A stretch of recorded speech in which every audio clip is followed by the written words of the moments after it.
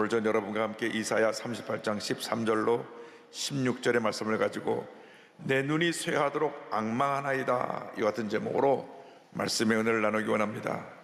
제목을 한번 따라 주시기 바랍니다. 내 눈이 쇠하도록 앙망하나이다. 내 눈이 쇠하도록 앙망하나이다. 인생을 살다 보면 누구나 예기치 않게 큰 문제와 어려움을 만나게 됩니다. 몸이 안 좋아서 병원에 갔는데 갑자기 큰 병이 발견됐다든지, 잘 되던 사업이 부도가 나고 파산에 이르게 됐다든지, 또 여러 해 시험을 준비해서 시험을 치렀는데 또 안 되고 이런 실패 경험이 이어진다든지 할 때 극한 절망에 빠집니다. 세상 사람들은 그래서 이 절망을 이기지 못해서 극단의 선택을 하고 자기 목숨을 포기하기까지 합니다. 그러나 우리 신앙인들은 절대로 어떤 절망과 고통과 문제가 다가와도 절망 자리에 주저앉지 말고 엎드려 기도하고 믿음으로 이겨내고 다시 일어나 전진해 나가야 되는 것입니다. 오늘의 이 오늘 말씀은 히스기야 왕의 기도의 일부분입니다. 히스기야 왕은 남왕 유다의 제13대 왕으로 25살의 왕이 되어서 29년 동안 유다 나라를 통치한 위대한 왕입니다.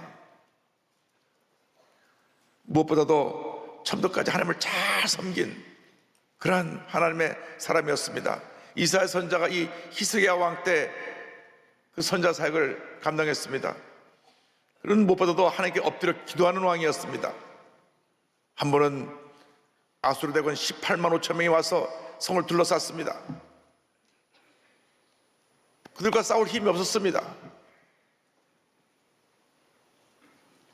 전쟁이 일어나면 그냥 유다는 참패할 수밖에 없었는데, 그때 그는 만군의 야훼 하나님 앞에 엎드려 기도하고 또 기도하고 또 기도했습니다.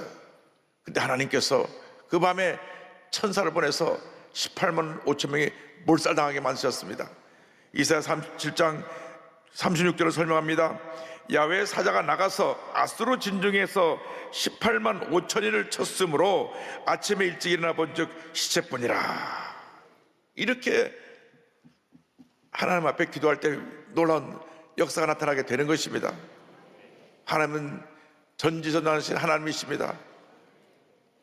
우리가 어떤 절망에 처한지, 어떤 문제에 처했든지 엎드려 기도하고 또 기도하고 또 기도하면 반드시 좋은 일이 일어나게 되는 것입니다. 그런데 그 기분도 잠시 히스기야 왕의 몸에 병이 들었습니다. 점점 병이 깊어져 갔는데 이사야 선자가 와서 하나님께서 당신은 얼마 살지 못하고 죽을 것이라고 말씀을 전하라 하셨습니다. 이사야 38장 1절입니다. 그때 히스기야가 병들어 죽게 되니 아모스의 아들 선자 이사야가 나아가 그에게 이르되 야훼께서 이같이 말씀하시기를 너는 내 집에 유언하라, 내가 죽고 살지 못하리라 하셨나이다 하니, 이제 곧 죽을 테니까 유언장을 남기라는 것입니다. 사람 누구나 죽음 앞에 약해집니다. 히스기야 왕은 자기가 얼마 살지 못한다고 하는 그런 말씀을 듣자마자 통곡하며 하나님께 눈물의 기도를 드렸습니다. 통곡의 기도를 드린 히스기야의 그 기도의 내용이, 기도하는 모습에 대해서 이사야 38장 2절 3절은 설명합니다. 히스기야가 얼굴을 벽으로 향하고 야훼께 기도하여 이르되 야훼여 구하오니 내가 주 앞에서 진실과 전심으로 행하며 주의 목전에서 선하게 행한 것을 기억하옵소서 하고 히스기야가 심히 통곡하니, 유다 나라의 왕서 절대 권력을 가지고 천하를 호령하고 최대 강대국 아수르가 왔을 때에도 하나님의 도우심으로 군사 한 사람을 잃지 아니하고 완전히 승리한 그였습니다. 그런데 정작 자기의 죽음 앞에서는 한없이 작아지고 약해졌습니다. 그 천하를 호령하던 히스기야 왕이 하나님 앞에 엎드려 통곡하며 눈물의 기도를 드립니다. 사람이 강한 것 같지만 이렇게 자신의 문제 앞에는 한없이 연약한 존재입니다. 누가 내게 상처되는 말을 한마디 전했을 때 그냥 마음이 무너지고 몸이 무너지는 경우가 있습니다. 예기치 않은 문제가 내게 나왔을 때, 어려움이 나왔을 때 그냥 그 앞에서 무너지는 것입니다. 부정적인 말 한마디에 남이 뭐라고 한다고 하는 그런 얘기 때문에 그냥 삶 자체가 흔들려버리는 이것은 약간 모습입니다. 특별히 병원에 가서 검진받다가 여기 좀 다시 한번 좀 재조사를 해야 되겠습니다. 의사가 이상 소견을 말하고 다시 정밀검사 받으니까 암이 발견됐습니다 하면 발견되는 그 말에 그냥 확 무너져 버립니다. 불안과 두려움이 그를 엄습합니다. 이 인간이 이렇게 연약한 존재입니다. 환난할 때, 절망할 때, 내 몸으로 감당하지 못할 그런 문제가 어려움이 나갈 때 바로 그때가 하나님께 엎드려 기도할 때인 것입니다. 주님 앞에 간절히 부르짖어 기도할 때인 것입니다. 한나가 아이를 낳고 싶어하고 그렇게 애를 썼지만은 아이가 안 생겨서 너무나 안타까워서 하나님께 나와 통곡하며 눈물의 기도를 드립니다. 사무엘상 1장 10절 11절입니다. 한나가 마음이 괴로워서 야훼께 기도하고 통곡하며 소원하여 이르되 만군의 여호와여, 만일 주의 여종의 고통을 돌보시고 나를 격하사 주의 여종을 잊지 아니하시고 주의 여종의 아들을 주시면 내가 그의 평생의 그를 야훼께 드리고 삭도를 그의 머리에 대지 아니하겠나이다. 하나님께서는 이 한나의 눈물의 기도를 들으시고 그에게 사매를 선물로 주셨습니다. 하나님 앞에 약속한 대로 사매를 하나님께 드렸더니 다시 하나님께서 아이가 없던 한나에게 3남 2녀의 축복을 허락해 주신 것입니다. 그러니까 사매까지 치면 무려 아이를 6이나 얻게 되었습니다. 불임으로 아이가 없어서 그렇게 통곡하고 울며 부르짖었는데 하나님이 그 눈물의 기도를 드시고 응답하신 것입니다. 고난의 때, 우리가 문제를 만날 때 바로 그때가 기도할 때인 것입니다. 우리가 기도하지 않으니까 문제가 점점 더 커지고 우리를 더 깊은 절망으로 이끌어가는 것입니다. 하나님의 사람들은 첫째도 기도고 둘째도 기도고 마지막도 기도인 것입니다. 사람의 얘기를 듣지 말고 환경을 바라보지 말고 하나님께 엎드려 기도하고 또 기도하고 또 기도하는 여러분 되길 바랍니다. 다윗이 블레셋에서 골리앗을 물리친 다음에 당시 최고의 권력자인 사울왕에게 미움을 받았습니다. 백성의 관심이 다 다윗에게로 가니까 저 녀석을 살려두면 내 자리가 위태하겠다. 그래서 다윗을 죽이기로 결심했습니다. 군사 3천을 풀어서 그를 쫓았습니다. 그는 사울왕의 미움을 받아 10여 년 동안 이곳 저곳을 떠돌아다니면서 죽음의 공포 속에 그는 힘들고 어려운 시간을 보내야만 했습니다. 그러나 그 어려운 때 다시 절망하고 무너진 것이 아니라 하나님께 엎드려 눈물의 기도를 드립니다. 시편 56편 8절에 보면 이와 같은 내용이 나옵니다.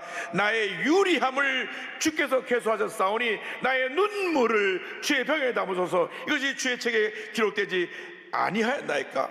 주님, 내가 이렇게 이곳 저곳 또 돌아다니는 날들을 헤아리셨사오니 고난 가운데 흘린 눈물을 주님의 병에 담으소서. 그는 부르짖었던 것입니다. 그 위대한 다윗이 골리앗을 무너뜨리고 민족의 영웅이 됐지만은 온 국민이 칭송하는 그러한 지도자의 위치에 서게 되었지만은 당시 권력자인 사울왕의 자기를 죽이려고 하는 그 사울의 계획 앞에서는 그는 마음이 무너진 것입니다. 군사를 풀어서 그를 죽이러 쫓아오니까 그 마음의 고통이 다 말로 할 수가 없었습니다. 이곳저곳 그냥 새우잠을 자다가도 사울의 군대가 온다면 또 일어나서 또 도망가고 그것이 하루도 아니고 이틀이 아니고 10년 넘게 그런 생활을 하니까 몸과 마음이 지쳤을 것입니다. 그때마다 다윗은 하나님께 엎드려 눈물의 기도를 드립니다. 주님, 내가 이곳저곳을 떠다니며 흘린 그 많은 눈물들을 주님의 병에 담으시옵소서. 사랑하는 하나님, 우리의 눈물의 기도를 절대 외면하지 않으시는 것입니다. 오늘 우리가 주님의 은혜를 너무나 소홀히 여기고 문제 속에 살다가 많은 어려움을 당합니다. 그때가 바로 회개하고 눈물의 기도를 흘릴 때인 것입니다. 하나님 앞에 우리가 눈물로 드린 그 기도는 다 하늘나라의 보석함에 쌓인 보석들로 변화가 되어 있을 것입니다. 고난의 때 부르짖으시기 바랍니다. 문제를 만났을 때 부르짖으시기 바랍니다. 몸이 아플 때, 병들어서 고통 가운데 있을 때 주 앞에 눈물의 기도를 드리고 부르짖어 기도하고 또 기도하고 또 기도하면 하나님의 은혜를 베풀어 주시는 것입니다. 문제가 떠나가고 여러분을 괴롭히는 모든 악인들이 물러가게 될 것입니다. 시편 56편 9절에 그는 이어서 이렇게 기도합니다. 내가 아뢰는 날에 내 원수들이 물러가리니 이것으로 하나님이 내 편이심을 내가 아나이다. 우리의 눈물의 기도에 우리 하나님께서 응답해 주시는 것입니다. 우리 하나님은 응답하시는 하나님이십니다.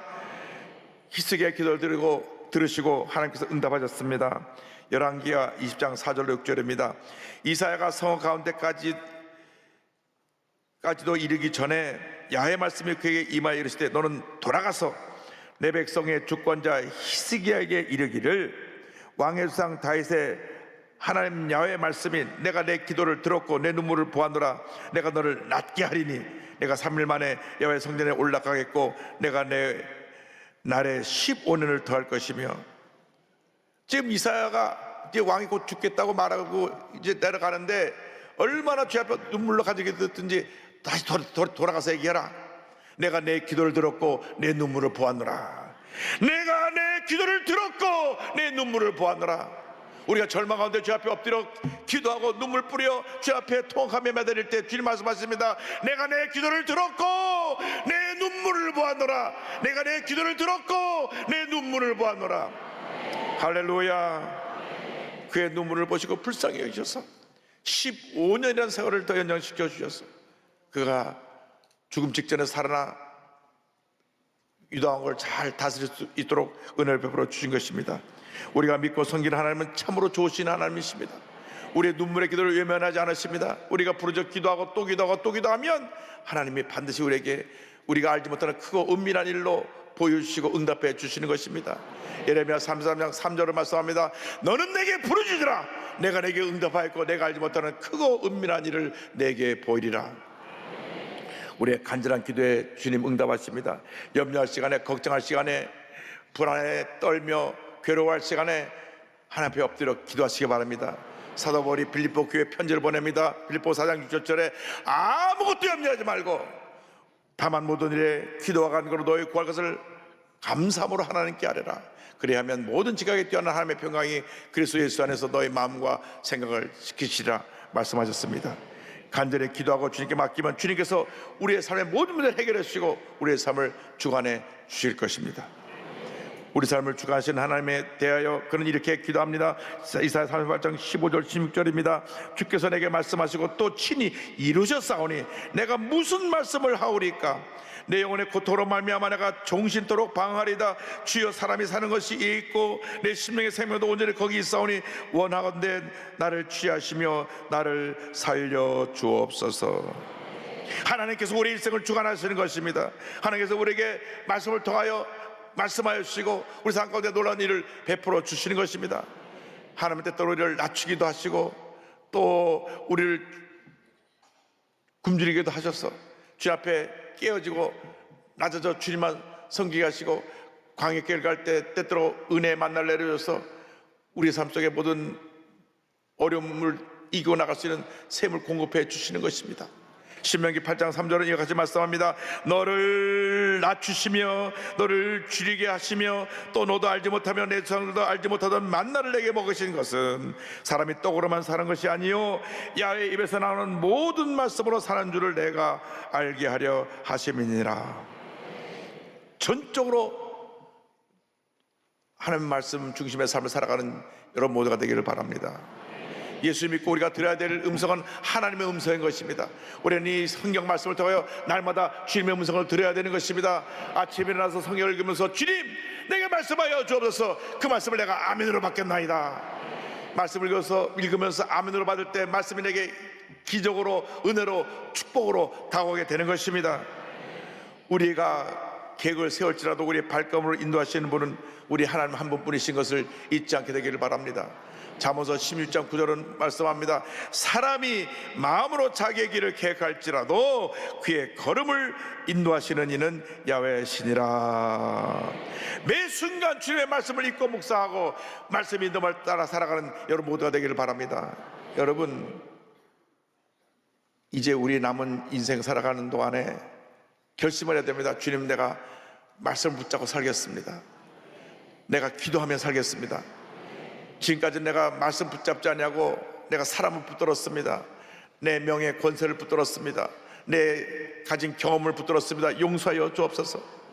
이제부터는 말씀을 붙들고 그리고 기도의 삶을 살겠습니다.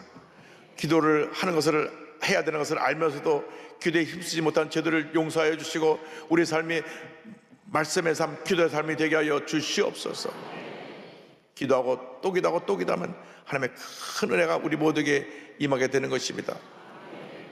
제가 존경하는 선한 목자교회 원로 목사님 되신 유기송 목사님 사모님 박리브가 사모님이 TV에 나와서 간증을 하셨는데 200만 명이 넘게 그 유튜브를 봤습니다. 이 박리브가 사모님은 목사님 딸로 태어나서 목사님 가정에서 자랐습니다. 그러다 보니까 매일같이 집에서 가정예배도 드리고 기도는 밥 먹을 때는 빼놓지 않고 기도하고 예배 시간에 기도하는 것은 당연한 것이었는데 그것이 전부인 줄 알았습니다. 그런데 고등학교 3학년 여름 때에 아버지 목사님이 갑작스레 간암 선고를 받습니다. 그때부터 본격적으로 기도하기 시작했습니다. 아버지를 고쳐주세요. 아버지를 고쳐주세요. 눈물로 하나님께 기도드렸는데 그 간절한 기도에도 불구하고 아버지가 간암 진단을 받으신 지 2달 만에 돌아가십니다. 자, 목사님 가정에 목사님 돌아가시니까 큰 교회 담임 목사의 가정에서 이제는 생계가 막막한 4자녀들을 둔 과부의 가정이 됐습니다. 어머니는 4남매를 돌보느라 참 힘들고 어려운 시간을 보내야만 했습니다. 이정보 목사님 라사마면서 처음 갔을 때 그 사모님 쓴 책을 보니까 목사님 돌아가시자마자 그때부터 자기가 있을 곳이 없더라. 장로님들을 모여서 장례식 준비하고 후임 목사 누굴 청명해야 되냐 그 생각하고 있고 홀로 남아있는 자기에 대해서는 그 누구도 어떠한 대책도 관심도 갖지 못한 그런 안타까운 마음을 책에 쓴 것을 보았습니다.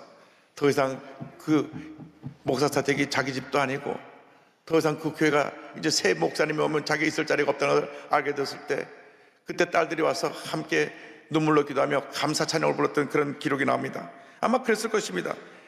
목사 사모님으로 아들 4명을 남기고 돌아가셨기 때문에 그래서 그 힘든 시간을 보내야 됐고 대학을 졸업할 무렵에 배우자를 위해서 기도했는데 절대로 목사는 안 되겠습니다. 근데 우리 아버지 고생하는 거 보고 우리 엄마 고생을 보니까 목사 말고 딴 사람을 남편으로 보내주옵소서 했는데 그 맞는 분이 바로 유기송 목사입니다. 그런데 이제 남편이 군목으로 이제 입대해서 훈련을 받다가 그만 고관절이 부러져서 중상을 입게 됩니다. 5개월 동안 남편이 목발을 짚고 지내는 동안 집에 5살 된 딸 하나 있는데 우유값도 없어서 시댁에 얹혀 사는데 또 시댁이 대식구입니다. 그 대식구인 그 집에서 남편은 목발을 짚고 있고 어린 딸은 배고프다고 울고 그러고 나서 남편이 회복된 다음에 이제 다시 신체검사 받겠다고 군대 갔는데 일주일이 지나도 연락이 없어 알아보니까 그대로 그 자리에서 입대가 됐어요. 절망적이고 막막했습니다. 그때 자신의 믿음의 현수를 돌아보게 됐습니다. 위기를 만나고 보니 자신에게 익숙한 것이 하나님을 신뢰하는 기도가 아니라 두려움과 불안이었음을 깨닫게 되었다. 자기의 믿음의 시절을 깨닫자 진짜 기도의 자리로 나아갈 수 있었다고 사모님은 고백을 합니다. 그렇습니다. 우리 모두가 예수 잘 믿는다고 하면서도 문제를 만나면 먼저 염려하고 걱정하고 불안하면서 마음의 고통을 느끼는 것이 우리 현주소입니다. 하나님 앞에 믿음의 기도로 나갈 수 있게 되길 바랍니다. 남편이 군목으로 임관한 후에 철원의 군 관사에서 지내면서 하나님께 엎드려 기도합니다. 일가 친척이 하나도 없는 부산에서 목회할 때 몸이 아파서 몇 달씩 누워있을 때도 하나님께 엎드려 기도하고 또 기도했습니다. 20년 전 선한목자교회 부임해서 교회가 부도교회를 만났을 때도, 또 담임 목회자의 아내로서 또 교회 힘들이 생겨 기도를 부탁하는 성도를 위해서도 눈물의 기도를 드리고 또 기도를 드렸습니다. 절망의 자리에서 시작한 기도가 갈망이 되게 하셨고 사역이 되게 하셨다고 사모님은 고백합니다. 교회에서 중보기도를 인도하면서 기도를 배우면서 기도를 가르치고 기도를 가르치면서 기도를 배우게 되었다고 합니다. 그리고 이 모든 기도의 삶을 정리해서 기도를 송두리째 바꾸신 예수 그리스도라고 하는 책을 얼마 전에 내셨습니다. 이 책 속에 그 모든 간증이 다 담겨 있습니다. 그 책에서 이러한 고백이 나옵니다. 끊임없이 벌어지는 제 삶의 문제가 저를 기도의 자리에 앉힌 줄 알았는데 하나님의 사랑이 열심히 저를 기도의 자리에 앉혔다고 이제는 분명하게 고백하게 됩니다. 저를 기도의 자리로 부르셨듯이 모든 기도자들을 사랑으로 부르신 하나님의 마음에 함께 연합할 수 있기를 간절히 소망합니다. 기도자들이 각자 하나님의 나라와 의를 구하는 기도의 집으로 서면 교회가 기도의 집으로 서는 일은 막연한 꿈이 아니라 반드시 주님이 친히 이루시는 실제임을 알게 될 것입니다. 문제를 알려 해결받고 필요를 구해서 응답받는 차원을 넘어서 삶을 뒤집어 버리는 기도, 그래 오직 예와 아멘으로 살 수 있게 하시는 기도, 이것을 고백하며 함께 기도하기를 원합니다.